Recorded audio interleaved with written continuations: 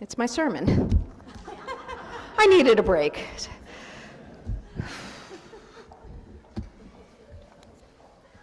Apologies. Shana Tova.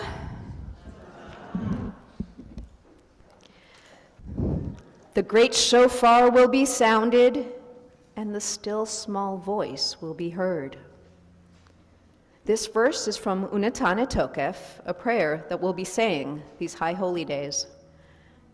The prayer begins, "Let us speak of the sacred power of this day, profound and awe-inspiring. The juxtaposition of great sound and small voice, the awe and the self-reflection. This encapsulates the essence of Rosh Hashanah and Yom Kippur. We have high drama, your clergy in white, the cantor singing prayers of ancient origin, the sounding of the shofar. We have quiet, a time for deep introspection. We beg forgiveness, we acknowledge our flaws. This range of engagement, from very public to very private, is a signature part of these high holy days. The public call to community to awaken and acknowledge the misdeeds of society. The quiet plea of personal atonement and commitment to change. Moses Maimonides, Rambam, wrote this in the 12th century.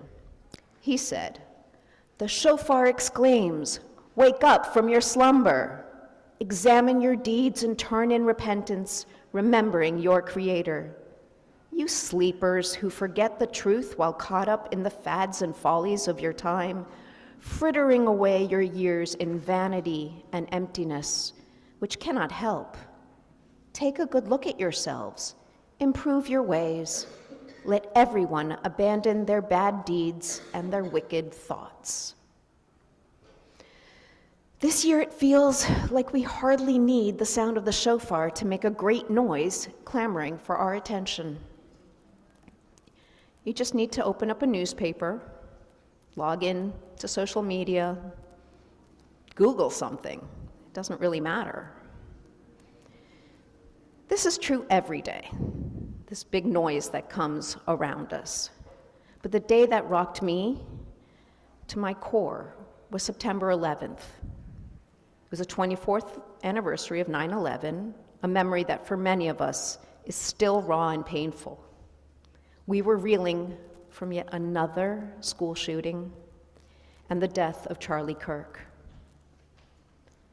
All I saw online were people pointing fingers, alleging that each side, whatever side, was not taking this seriously. The people were attacking each other for things they thought were said. I looked for some of these things that people said that, I heard that someone said that. I didn't actually find that. I heard a lot of people assuming. People were calling out, someone had said something. No one was satisfied. No one was listening. And very, very few were showing any compassion. The noise has gotten even louder, even while there are those trying to silence it. Debates are screaming matches, and it actually isn't a debate if no one is willing to listen, willing to be convinced. Everyone is on the defensive, and everyone seems to be lashing out. Yes, these are very loud noises, but not the noise of the shofar. There's nothing awesome about it. There's no tugging at my heart to pay attention, to seek that other sound. The still small voice has no place in that cacophony. But the still small voice is the sound we need to search for, as hard as it is. This is the voice of compassion. It's the voice of self-reflection. It's the voice of patience. It is the voice of forgiveness.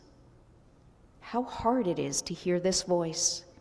in a world that is splintered into 1,000 pieces, where can we find it? The greatest gift of Rosh Hashanah and Yom Kippur is that we are required to seek this voice. This has never been an easy ask, and it isn't supposed to be. But it isn't a bad thing. We hear the loud booming of the shofar, and it is louder. It really is louder than the voice around us. It brings us away from that into a space where we can step far enough back to take in the big picture, the many big pictures. We can see the pain around us, not just of those we already hold close and dear, but the pain of others, the ones we accuse of making things worse.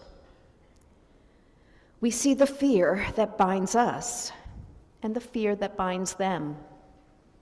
We see that our truths and their truths share some common ground. It is an uncomfortable feeling, a very uncomfortable place to be in. And from that prickly, irritating, highly disagreeable place, we find ourselves yearning for mercy, for empathy, and kindness, yearning for ourselves and learning to give this to others.